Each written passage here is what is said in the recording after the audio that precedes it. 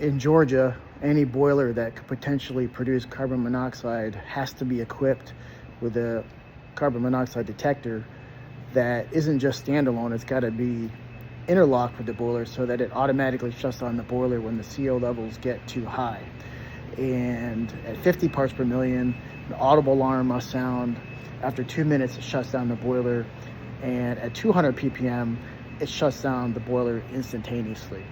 So I'm going to show you with this particular model here, the CGM 605, how this is wired and how this works.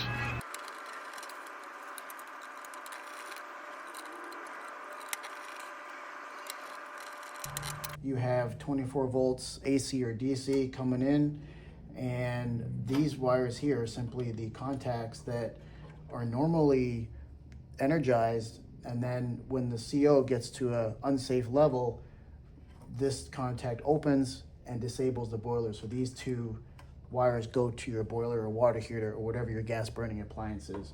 Down here is your sensor pod, which comes with a calibration certificate, which should be done every 18 months or so, recalibrated, and a new certificate issued.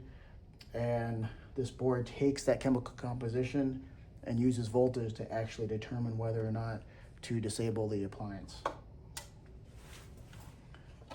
On the front of the carbon monoxide detector, a steady green light is showing it's a normal operation, nothing's wrong. A strobe light can be enabled, and then the alarm is red when there's an alarm and it's flashing.